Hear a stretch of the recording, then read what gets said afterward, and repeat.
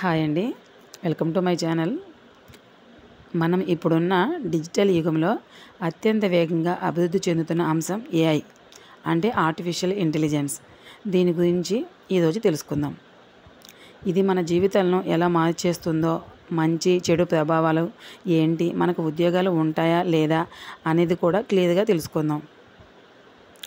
AI అంటే artificial intelligence అంటే మానవుల మాదిరిగానే ఆలోచించే, నేర్చుకునే, నిర్ణయాలు తీసుకునే సామర్థ్యం కలిగిన కంప్యూటర్ లేదా యంత్రం అని చెప్పుకోవచ్చు. ఎగ్జాంపుల్గా ఏం చెప్పుకోవచ్చు అంటే గూగుల్ అసిస్టెంట్, చాట్ జీపీటీ, కెమెరాలో ఫేస్ రికగ్నిషన్, ఇవి అన్నీ ఏఐ టెక్నాలజీ ద్వారా పనిచేస్తాయి. ఏఐ మానవ మేధస్సుని అనుసరిస్తుంది. ఇది డేటాని అనలైజ్ చేస్తుంది, దానిలో పార్ట్నర్స్గా తెలుసుకుంటుందన్నమాట. ఎంఎల్ అంటే మిషన్ లెర్నింగ్, డేటా ఆధారంగా డెసిషన్ తీసుకోవటం. డీప్ లెర్నింగ్ మానవ మస్తిష్కాన్ని అనుసరించే న్యాచురల్ నెట్వర్క్ ద్వారా పనిచేస్తుందన్నమాట. అంటే ఎగ్జాంపుల్గా మనం ఏం చెప్పుకోవచ్చు అంటే, మీరు ఫోటోలు ఎక్కువగా కుక్కలను చూసారనుకో, ఇన్స్టాగ్రామ్లో మరిన్ని కుక్కల ఫోటోలు చూపుతుందన్నమాట. ఇదే ఏఐ యంత్రం. అంటే మన ఫోన్లో ఒక విషయం గురించి మనం చూసామంటే దాని గురించి అన్నీ వస్తాయి అన్నమాట. ఏఐ మన జీవితాల్లో ఎలా ఉపయోగపడుతుందో తెలుసుకుందాం.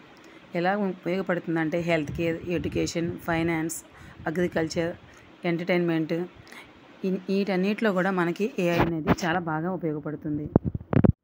మనం అసలు ముఖ్యంగా మాట్లాడుకోవాల్సిన విషయం ఏంటంటే ఏఐ వల్ల జాబ్లు పోతాయా? ఇది చాలామందికి భయం వేస్తుందన్నమాట. అవును, కొన్ని పాత ఉద్యోగాలు పోవచ్చు. ఎగ్జాంపుల్గా ఏంటంటే cashier, data entry, customer care. కానీ కొత్త ఉద్యోగాలు కూడా వస్తాయి. అవేంటంటే ఏఐ డెవలప్మెంట్ అనమాట. అంటే మనం ఇప్పుడు నేర్చుకోవాల్సింది ఏంటంటే ఏఐ అనేది ప్రతి ఒక్కటి మన జీవితంలో ఒక భాగంగా ఉందని చెప్పుకోవచ్చు. ఏఐ వల్ల మనం భయపడాలా, మన జాబ్స్ పోతాయా అంటే ఏం అవసరం లేదండి. మనం టెక్నాలజీతో అడ్వాన్స్ అవ్వడం నేర్చుకుంటే భయపడాల్సిన అవసరమేమి ఉండదు. ఫ్యూచర్లో ఏఐ ఎలా ఉంటుందో చూద్దాం. భవిష్యత్తులో ఏఐ మరింత అధునాతనం అవుతుంది, మన డెసిషన్ను సులభతరం చేస్తుంది. అయితే దానిపై నియంత్రణ అనేది మనకు కంపల్సరీగా ఉండాలన్నమాట. ఎందుకంటే ఏఐను తప్పుగా ఉపయోగించిన ప్రమాదమే. దానికోసం మానవ నియంత్రణ తప్పనిసరిగా ఉండాలి. సో ఇది ఒక చిన్న పరిచయం. A1 మానవ మేధస్సు ఉన్న యంత్రంగా చెప్పుకోవచ్చు. అంటే ఏంటంటే అండి, ఇప్పుడు మనం ఏఐని చేసినా కూడా అది మన కంట్రోల్లో ఉండేటట్టు చేసుకోవాలి. ఇప్పుడు అందరం రోబో సినిమా చూసుంటాం కదా, రోబోని తయారు చేస్తాడు కాబట్టి అది ప్రతి ఒక్క పని అది చేయలేదు.